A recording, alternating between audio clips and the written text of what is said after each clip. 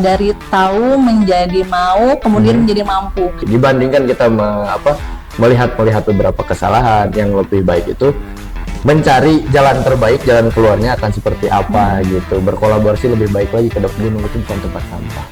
Ketika registrasi di basecamp, nanti teman-teman harus cek kesehatan. Oke, tuh. Cek kesehatan supaya tahu kondisi teman-teman pada saat mendaki. Yap. Alam juga tidak bisa dibaca karena alam punya bukunya sendiri. Assalamualaikum warahmatullahi wabarakatuh. Halo Sobat Ciremai, apa kabar nih ya? Dan kita kembali lagi di podcast Sora Ciremai. Di episode ketiga kali ini masih bersama saya tentunya Galang Agung sebagai pembawa acara.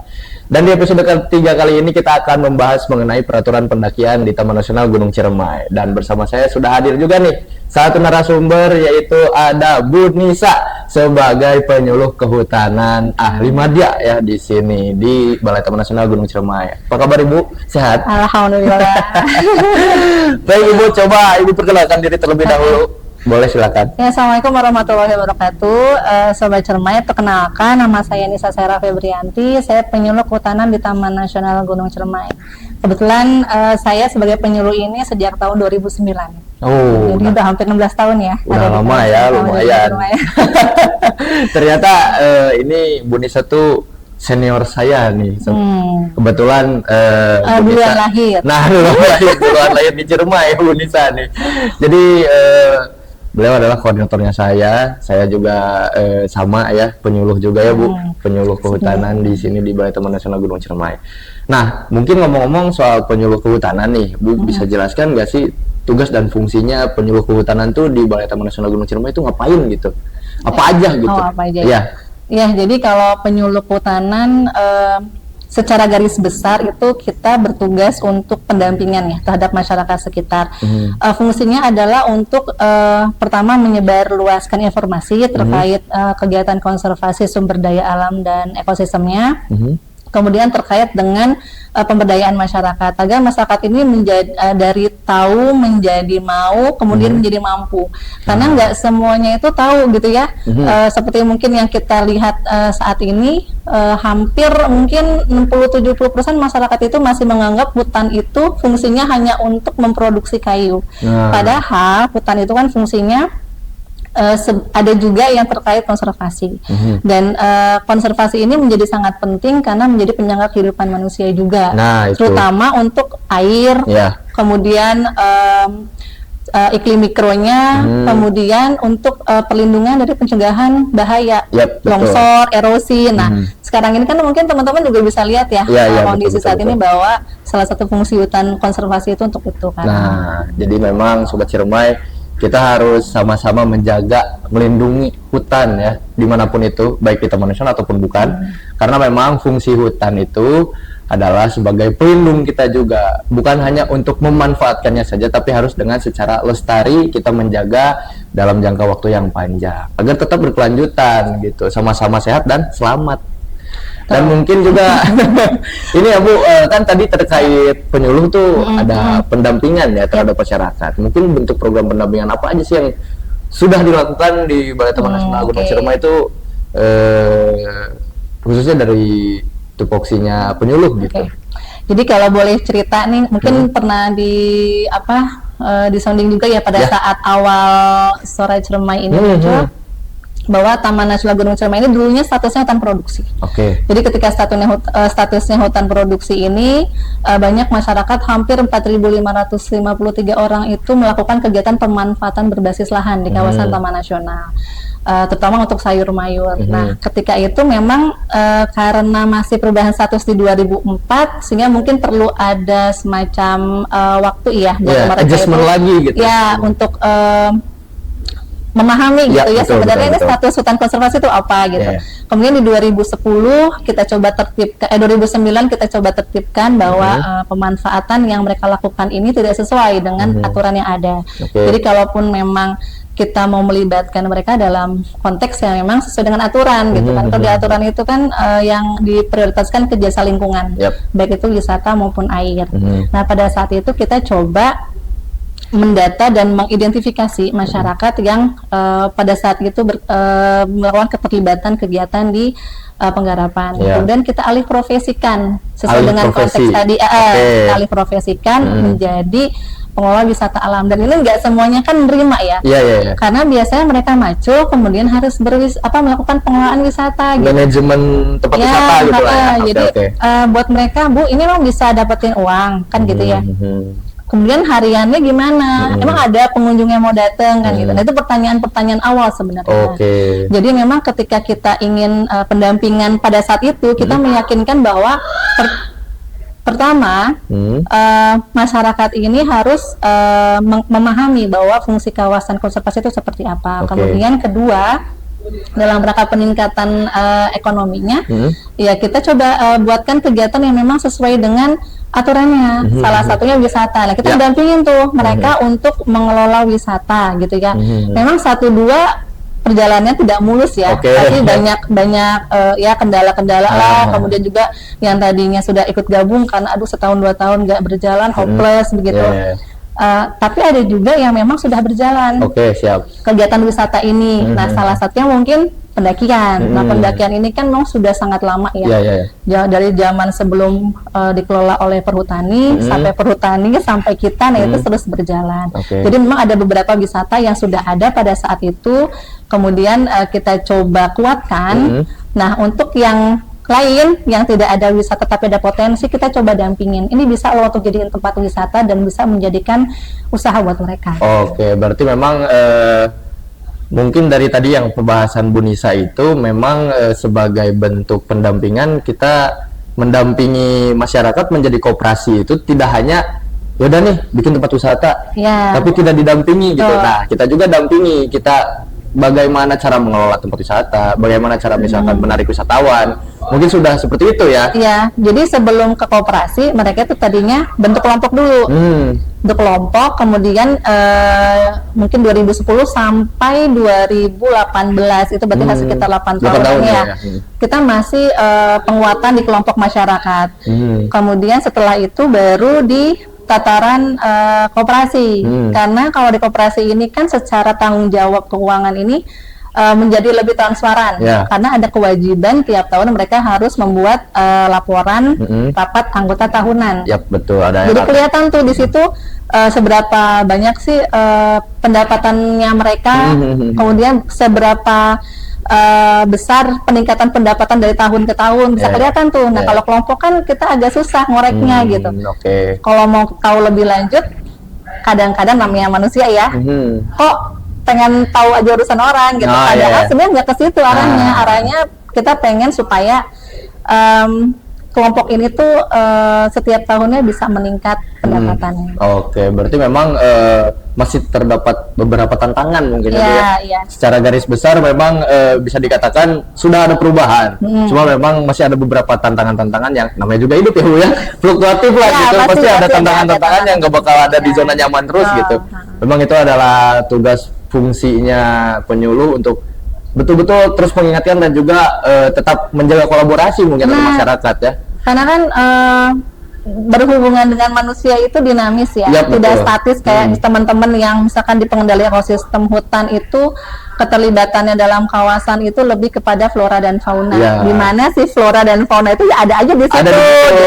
Nah, kalau manusia ini kan dinamikanya tinggi, dari sisi latar belakang pendidikan berpengaruh, dari latar belakang pengetahuan berpengaruh, kemudian latar belakang pengalaman juga berpengaruh. Jadi kita juga harus bisa tarik ulur nih, sama yang ini harus gimana, sama yang ini harus gimana.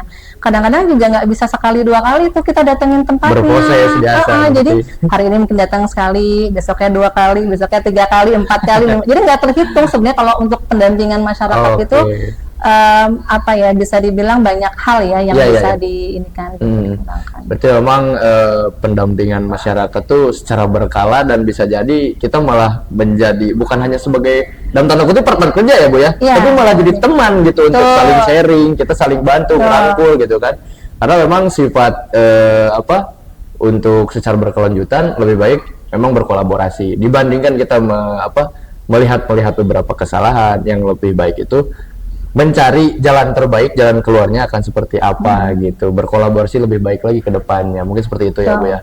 Nah itu tugas fungsi dari penyuluh kehutanan. Mungkin Ibu ada yang ditambahin lagi nggak nih? Tugas dan fungsinya nih. Iya, jadi tadi ya, jadi memang terkait dinamika terhadap masyarakat ini tadi kan sangat tinggi karena bagaimana kita bisa mengkolaborasikan dalam elemen-elemen di masyarakat. Yeah. Jadi masyarakat itu kan nggak cuma kelompok masyarakat ya. Betul. Ada pemerintah desa, kemudian di situ juga ada stakeholder yang lain. Kemudian ada apa namanya masyarakat di sana. Jadi ketika kita misalkan ke masyarakat yang satu dengan yang lain itu kadang-kadang mereka nggak bisa disatukan gitu. Jadi kita juga harus punya punya trik sebenarnya. Gimana caranya nih yang ini sama ini bisa bersatu tanpa menimbulkan konflik yang lain. Betul. Jadi ada beda treatment lah. Betul. Gitu. Kemudian terkait tadi salah satunya pemberdayaan masyarakat ya. Pemberdayaan masyarakat ini kan sebenarnya suatu kegiatan yang tahapannya banyak. Jadi tidak cuma memberikan bantuan saja, tapi juga bagaimana kita penyuluh ini selain mendampingi juga menjadi fasilitator.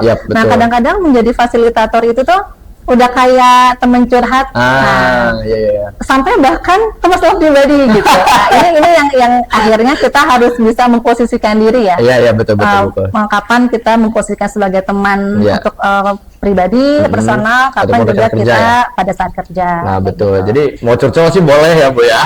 Tapi ada timingnya gitu. Jangan ini baru ketemu udah curcol, aduh masalah pribadi Bu. Ini kita harus profesional kitanya juga.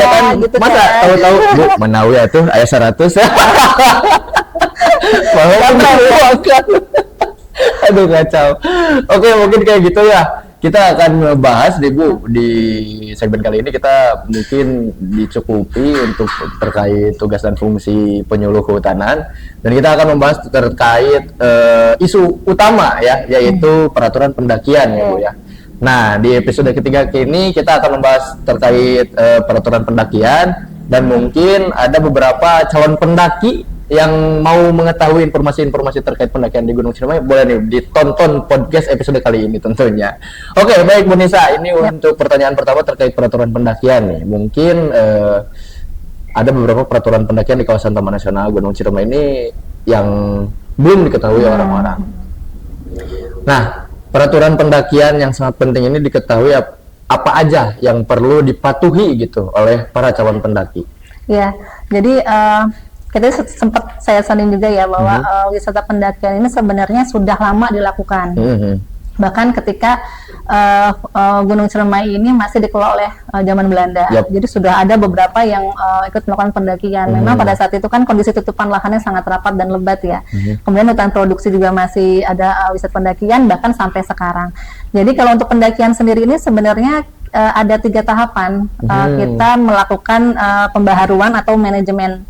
Yang pertama pada tahun 2016 itu terkait dengan tiket masuk, itu kita rubah. Dulu kan pendakian itu hanya 10.000. Kemudian berubah jadi 50.000. Asumsinya adalah ketika 10.000 itu masyarakat pendaki ini hanya membayar tiket masuk tanpa mitra pada saat itu punya cadangan dana ketika terjadi hal-hal yang di luar diinginkan gitu ya. Misalkan tersesat lah, harus evakuasi lah, gitu. Nah, ketika kemarin perubahan di 2016 itu mitra ini menyadangkan dana untuk kegiatan evakuasi, pembenahan jalur, jadi meminimalisir untuk kecelakaan pendakian.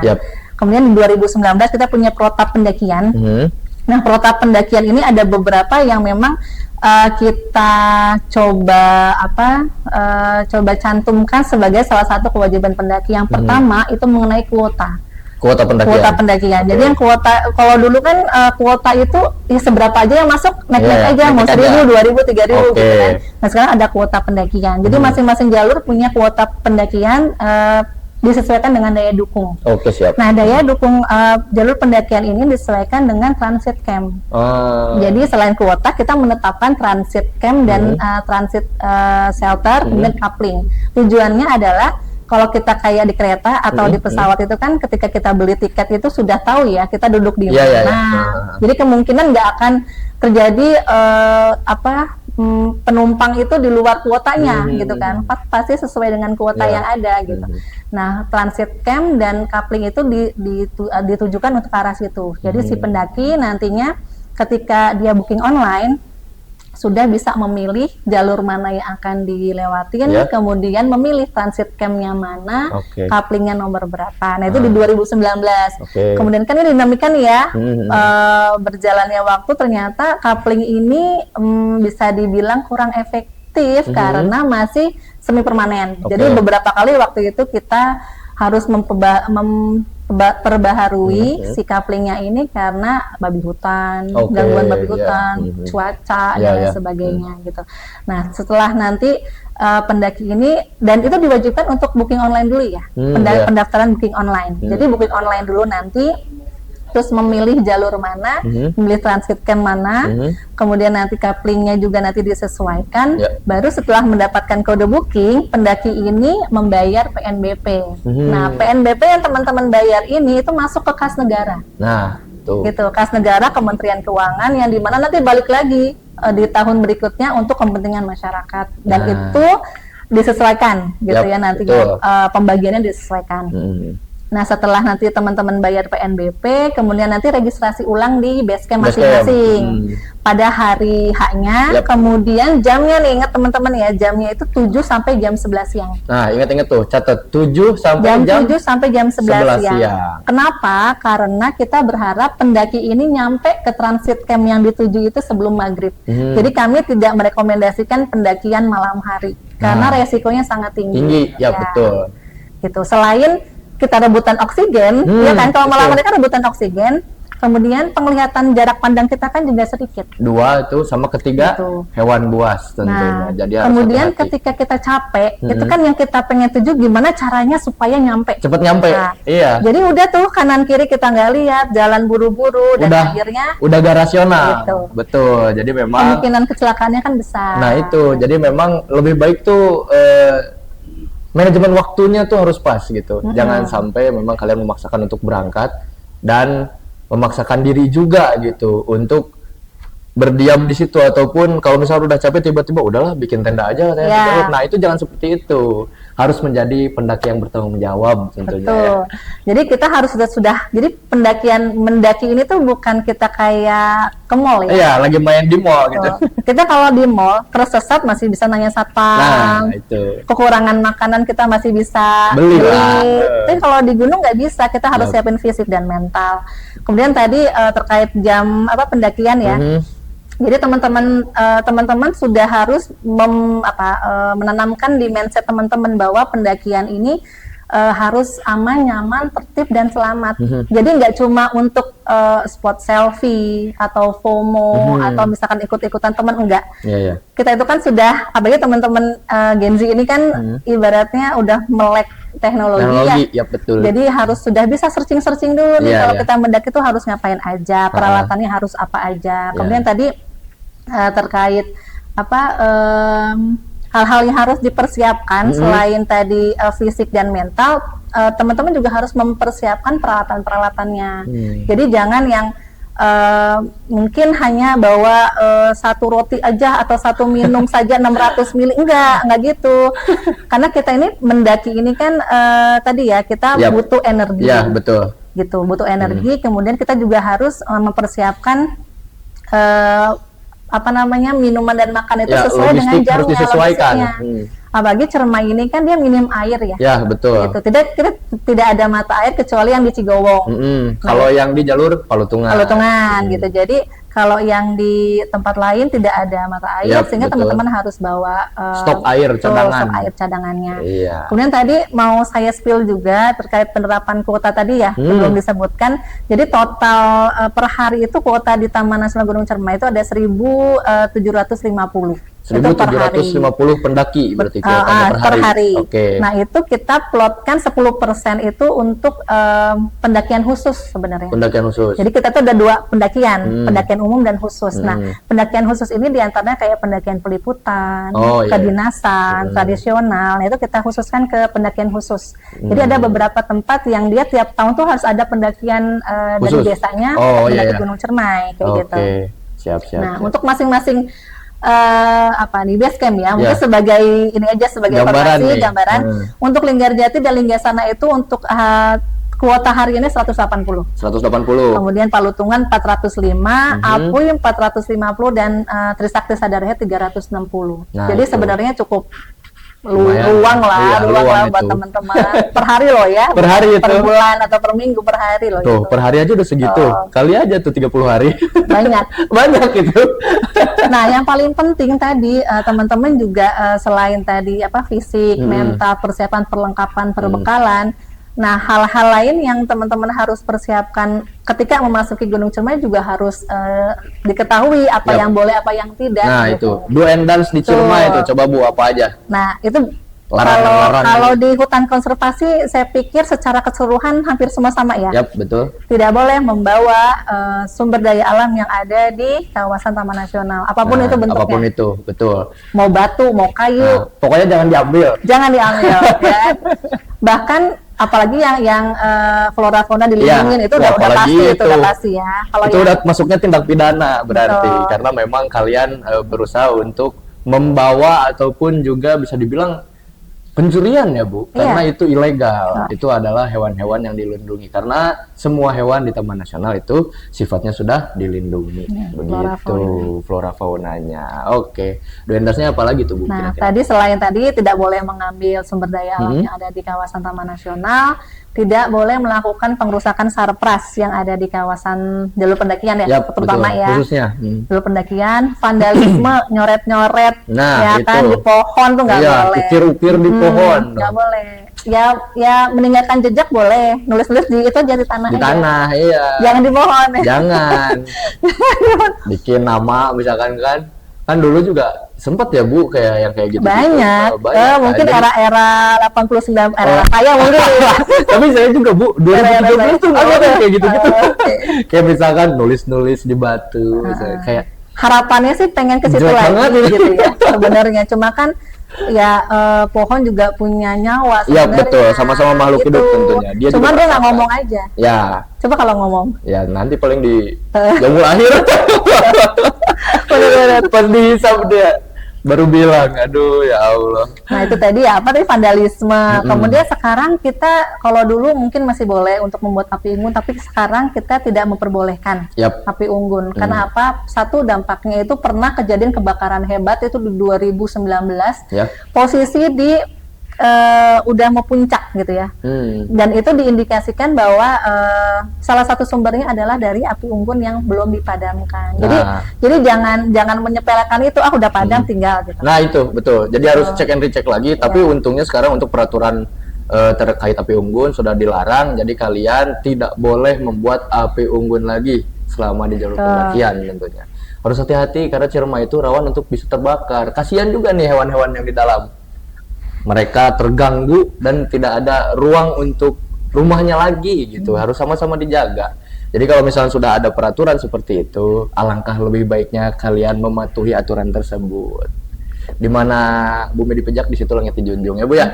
Betul. Kayak kita main ke rumah orang aja gitu. Nah itu. Kan nggak mungkin nih kita main ke rumah orang tiba-tiba masuk ke kamar gitu. Misalkan tiba-tiba kita duduknya nggak sopan gitu kan gimana, atau nggak ngucapin salam, kayak gitu aja. Karena yang sesungguhnya di kawasan jalur pendakian atau Gunung Ciremai secara keseluruhan itu kan tidak hanya manusia aja yang sebagai penyangganya. Ada penghuni-penghuni lain ya, ada satwa, ada flora, terutama mungkin ada juga yang tak kasat mata juga, dan kita juga harus sama-sama tahu ya. Makanya jadi harus ingat Gunung Ciremai itu bukan cuman kita, bukan cuman manusia aja, tapi ada yang lain, ada hewan, ada tumbuhan. Ada juga tadi yang kata Ibu, tak kasat mata tuh. Ya itu masing-masing lah ya, urusan masing-masing mungkin. Tapi harus kita tetap jaga karena memang kelestarian alam ini untuk jangka panjang tentunya. Bukan hanya cuman kita, tapi anak cucu kita nanti juga ke depannya harus sama-sama bisa melihat dan menikmati keindahan alam sebagaimana aslinya Gunung Ciremai. Ada lagi nggak Bu tuh? Ada lagi sih, banyak lah ya. Banyak tuh. Mungkin kalau yang ini tadi sudah di-spill juga bahwa sampah. Betul itu. Sampah plastik atau yang non organik, bahkan sampah organik juga tidak boleh dibuang sembarang. Karena akan memicu satwa lain untuk datang. Gitu. Dan beberapa kejadian ada satwa babi hutan yang merusak tenda pendaki. Karena memang sudah kebiasaan buang Betul, sampah karena makanan ya, gitu ya. dulu saya berpikir gitu loh ketika mendaki kan ini sampahnya kan organik ya. Yap. Kan bisa jadi Bisa pupuk terurai. gitu. Nah, itu. Pikir saya kan gitu jadi pupuk gitu.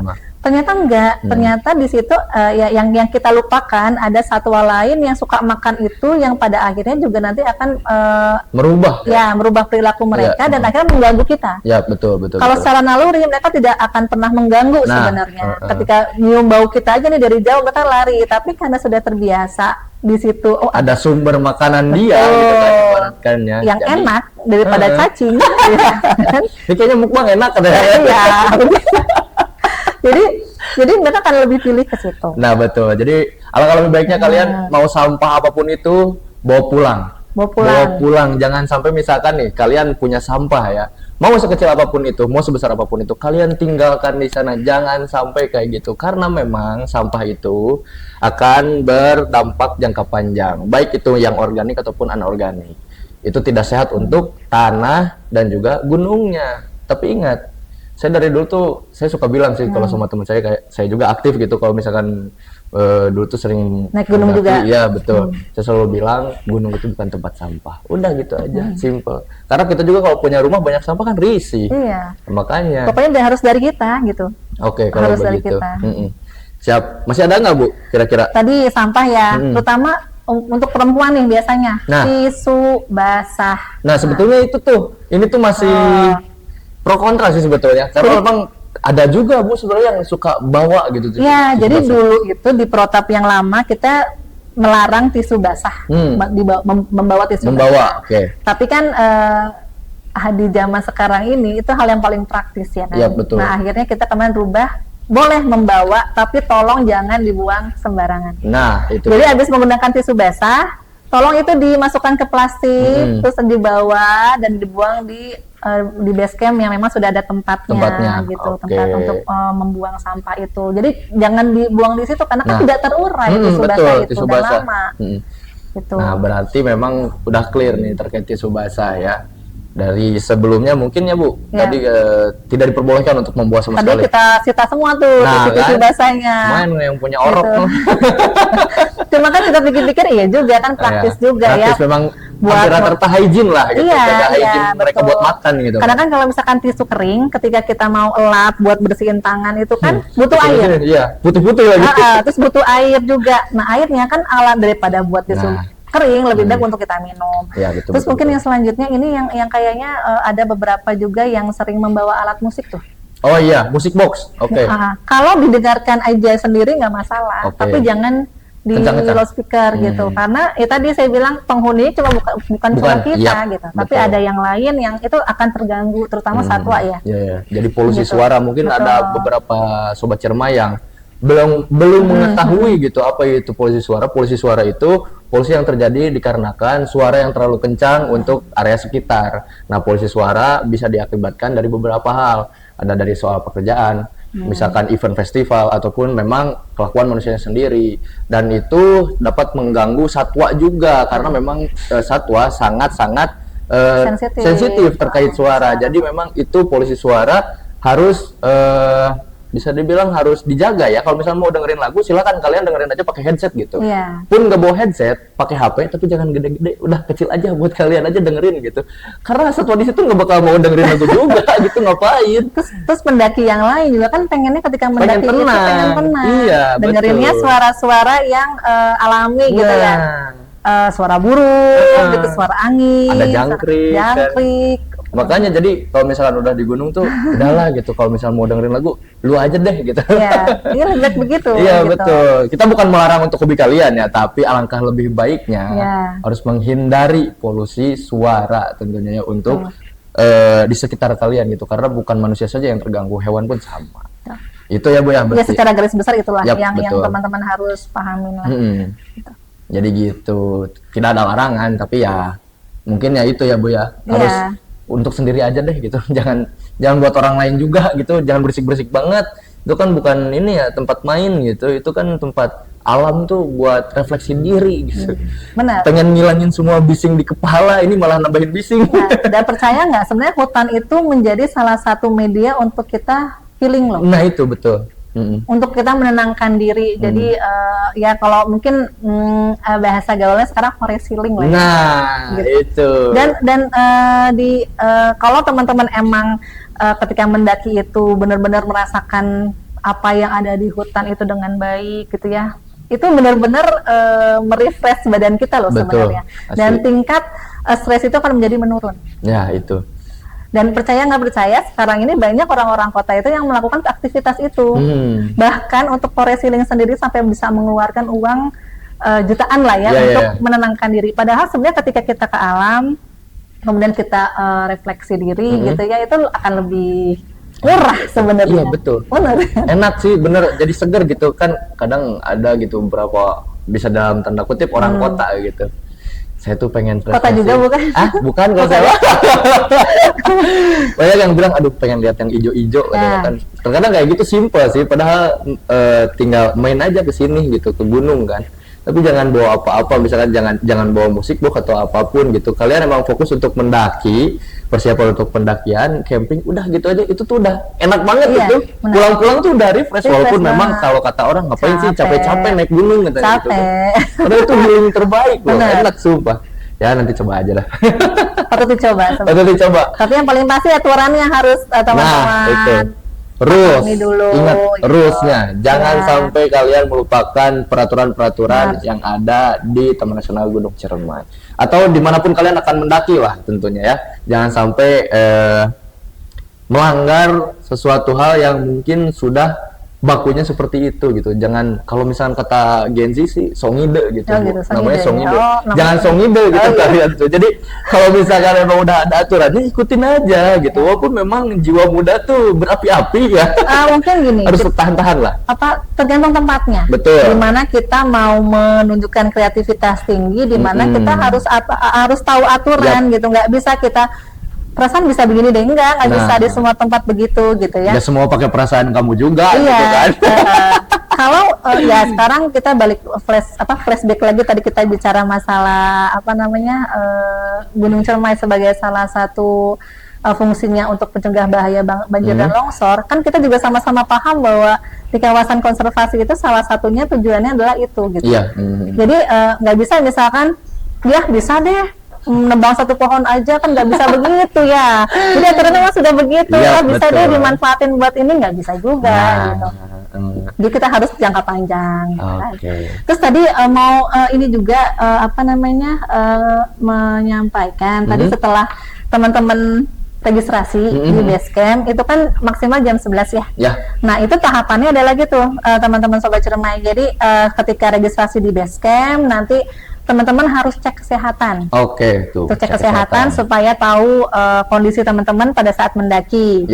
Kemudian nanti ada cek perlengkapan, perlengkapan apa saja yang sudah teman-teman bawa, kemudian apa yang belum teman-teman bawa. Nah, ketika yang belum dibawa itu wajib dilengkapin. Nah, biasa di base camp itu sudah ada tuh tempat penyewaan. Dan ada juga warung. Ketika nih kayaknya logistiknya kurang, teman-teman bisa beli belanja nambah di situ kayak gitu kan. Terus yang terakhir adalah safety talk. Jadi nanti teman-teman akan diberikan informasi apa yang boleh, apa yang tidak tadi ya, seperti yang saya sampaikan, supaya teman-teman memahami ketika melakukan pendakian, naiknya selamat, turunnya selamat. Nah, itu dia, karena kalian juga kan bermain atau dalam tanda kutip healing gitu ya. Healing itu kalian juga pengen pulang dengan selamat tentunya, dan juga untuk kembali lagi ke rumah itu dengan senang dan tenang gitu, bukan jadi khawatir dan capek ya. Mengkhawatirkan yang di rumah tuh repot loh, sumpah. Yang di rumah tuh pasti deg-degan. Jadi kalian tuh harus safety dan dengarkan safety talk sebelum pendakian tentunya. Baik Ibu, ini mungkin kita akan lanjut ke segmen selanjutnya. Nah, kita tuh ada segmen baru di podcast kali ini, yaitu Suaraku Hari Ini. Dan episode kemarin juga sudah ada Sobat Ciremai yang mengirimkan VN, dan sekarang juga sudah ada nih yang mengirimkan VN. Dan mungkin untuk kalian Sobat Ciremai yang mau untuk mengirimkan VN, harus pantengin story-nya Gunung Ciremai ya. Nanti ada saya bikin story terkait kita akan tag podcastnya kapan gitu. Nanti juga kita akan pilih salah satu VN yang beruntung gitu. Ini ada nih dari Sobat Ciremai yang sudah mengirimkan, kita akan putarkan ya. Oh iya, disclaimer dulu, dari kemarin kita tidak menyebutkan nama Instagramnya ya, karena memang untuk kerahasiaan data pribadi itulah. Jadi anonim aja. Oke, ini ada yang nanya nih Bu. Nih kita putar nih ya. Halo Kak, saya ingin bertanya mengenai pendakian tektok. Apakah diperbolehkan untuk pemula yang belum pernah mendaki sebelumnya? Atau ketika di base camp, kita harus menunjukkan bukti bahwa kita pernah mendaki sebelumnya? Terima kasih. Nah, oke sama-sama. Nah, berarti, aduh, sorry. Berarti ini terkait pendakian tektok Bu ya. Karena memang ini kita sedang membahas terkait peraturan pendakian. Mungkin bisa ditanggapi Bu tadi VN-nya. TikTok ya? Ya, terkait pendakian tektok nih. Jadi memang pendakian TikTok ini memang lagi viral sebenarnya ya di betul. kalangan. Gak cuma Gen Z sebenarnya, mungkin hampir di semua kalangan ini. Ya, milenial juga saya lihat beberapa yang seumuran saya juga mau melakukan pendakian TikTok. Jadi mungkin terkesan lebih FOMO ya sekarang gitu. Betul. Tapi memang ini menjadi diskusi kita juga ya. Dulu ketika protap awal pendakian tektok itu kita sempat masukkan ke pendakian khusus. Jadi karena dulu itu kan biasanya yang melakukan pendakian tektok ini adalah komunitas trail run. Nggak banyak yang berminat gitu ya untuk pendakian tektok. Jadi ketika dulu kita masukkan ke pendakian khusus, di mana nanti masing-masing komunitas itu perlu izin SIMAKSI. Nah, kemudian kita rubah lagi menjadi pendakian umum. Karena ada beberapa atlet juga yang melakukan latihan sebenarnya untuk tektok ini dalam rangka pertandingannya. Jadi kita mudahkan sebenarnya karena pendakian umum. Nah, sekarang akhirnya karena dimasukkan ke pendakian umum, akhirnya banyak nih yang mau tektok. Mungkin pemikiran kalau yang saya lihat ya, pendakian tektok yang sekarang ini sebenarnya lebih kepada nggak mau berat-berat bawa tenda. Ya betul. Ya nggak sih? Ya kan? Nggak mau banyak-banyak bawaan. Benar. Padahal sesungguhnya pendakian tektok itu fisik mental tuh sangat-sangat dipersiapkan. Ya, betul. Nah, akhirnya kami kemarin memperbolehkan tektok dengan syarat. Jadi syaratnya adalah minimal 17 tahun, sudah berKTP, kemudian minimal ikut trail run 6 bulan sebelumnya itu dengan minimal jarak 16 km. Jadi kalau itu bisa ditunjukkan dengan bukti sertifikat. Iya, sertifikat, kemudian surat keterangan mungkin dari komunitasnya bahwa memang dia melakukan kegiatan itu, atau sekarang ada Strava kan. Nah, bukti Strava itu yang nanti teman-teman bisa tunjukkan, dan itu kita ada linknya juga, ada link untuk pendakian. Jadi pendakian ya beda lagi linknya. Jadi nanti di link pendakian tektok itu teman-teman ngupload tadi bukti-bukti tersebut. Nah, itu yang kita perbolehkan. Berarti dari bukti-bukti itu bisa salah satunya? Bisa salah satunya, bisa sertifikat. Tapi disclaimer ya Bu, yang Strava itu jangan pakai joki. Ada tuh dulu joki Strava katanya kan. Nah, itu jangan sampai tuh joki Strava ya, emang pelari FOMO. Aku pelari culture. Nah, jangan.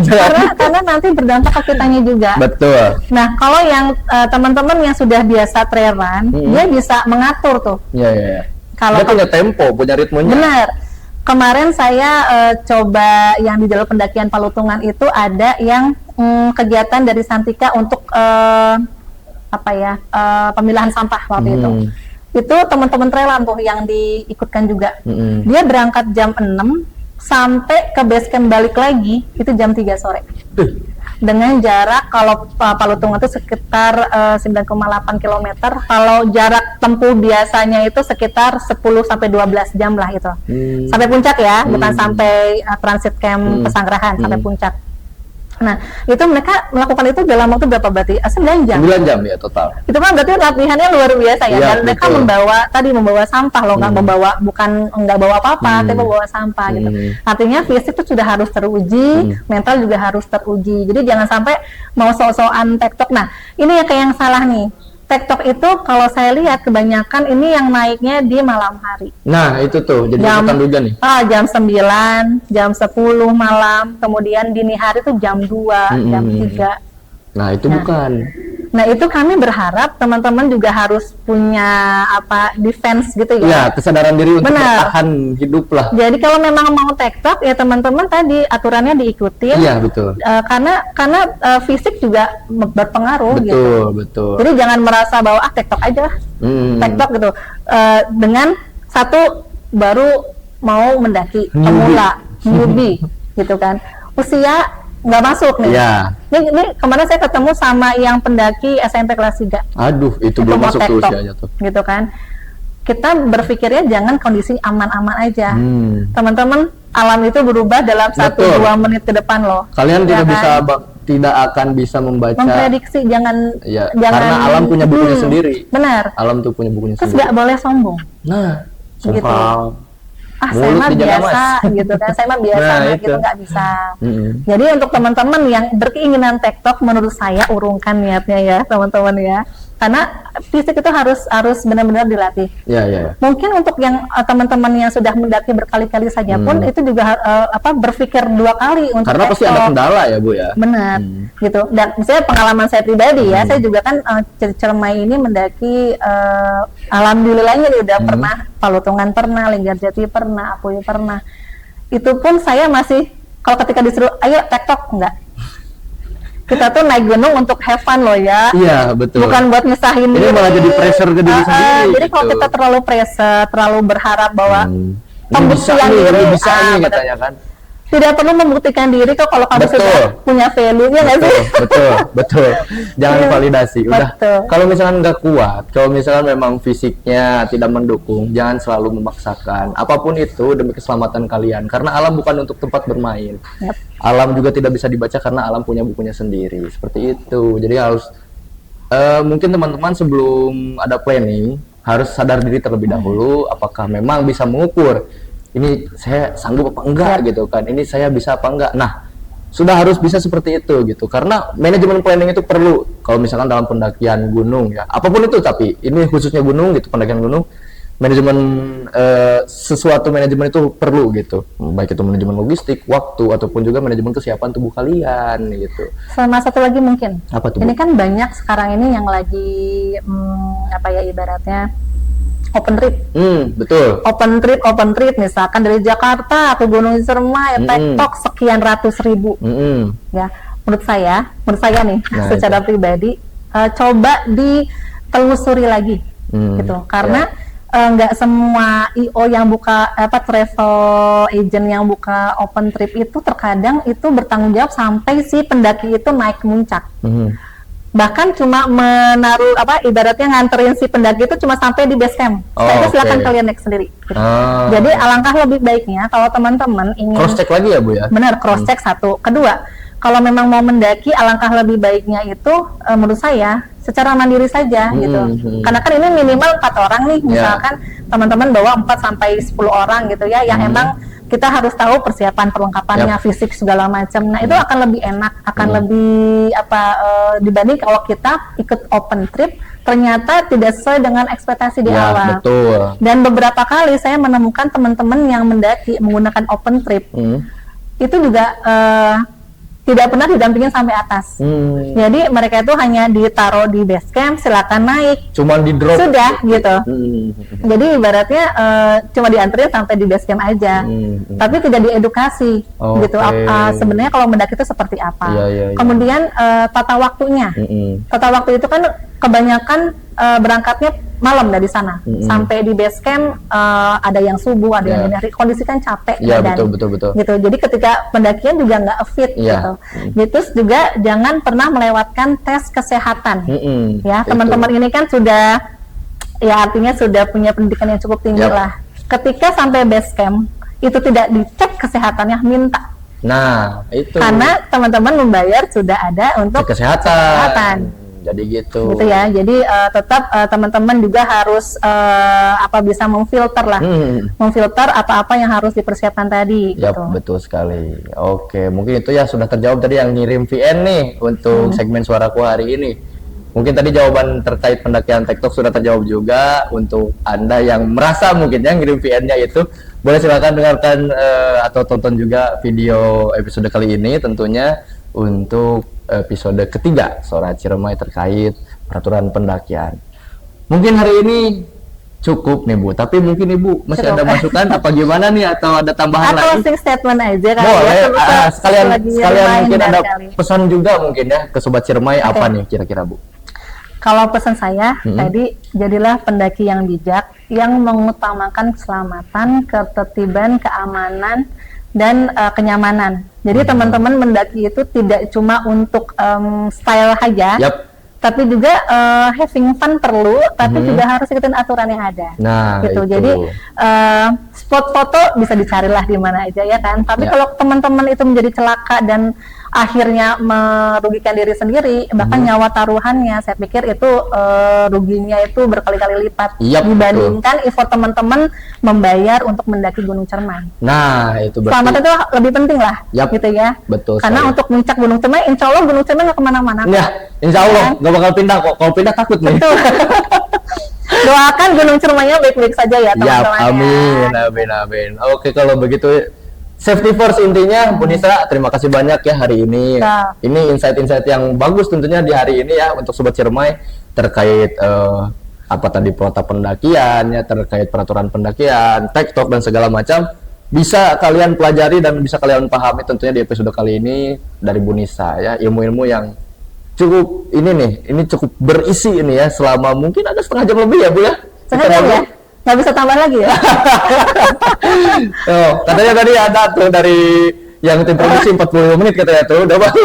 Oh, udah 45 menit. Wah, mantap ini hampir sejam Oke. berarti ya, dan ini kebetulan juga kita sudah di penghujung acara. Terima kasih banyak Bu Nisa Terima atas kasih, insight-nya. sama-sama. Terima kasih juga sudah mau diundang tentunya ya untuk episode kali ini, dan tentunya Sobat Ciremai terima kasih juga sudah menonton sampai akhir episode ketiga kali ini. Dan tentunya seperti biasa saya Galang undur pamit untuk episode kali ini, dan tunggu dan saksikan juga episode-episode yang akan datang. Dan jangan sampai lupa untuk kalian like, komen, dan subscribe, dan juga share video ini ke teman-teman kalian agar pesan konservasi tidak hanya berhenti di kamu tentunya. Oke, kalau begitu untuk oh ya, sekali lagi reminder untuk Sobat Ciremai yang mungkin nanti mau kirim VN juga, boleh di segmen Suaraku hari ini kirim VN melalui DM Instagram di Instagramnya gunung_ciremai ya. Dan ini kita akan tutup aja nih Bu mungkin, tapi penutupannya dengan tagline Bu. Apa tuh? Nih tagline-nya salam rimba Ciremai dijaga. Nah, kayak Oke. gitu Bu. Oke, kita ini dulu Bu, kita Salam rimba. salam rimba Ciremai Oke. dijaga. Oke, Oke. Nah. Latihan dulu nggak? latihan nih. Misalkan saya bilang Sobat Ciremai, salam rimba Ciremai dijaga. Oke, kayak gitu. Siap, kalau begitu terima kasih banyak Sobat Ciremai telah menonton, dan kami undur pamit. Wassalamualaikum warahmatullahi wabarakatuh. Salam rimba. Tuh kan saya yang salah. Sobat Ciremai. Suara Ciremai, Salam rimba, Ciremai dijaga. Wassalamualaikum warahmatullahi wabarakatuh. Terima kasih. Waalaikumsalam warahmatullahi wabarakatuh.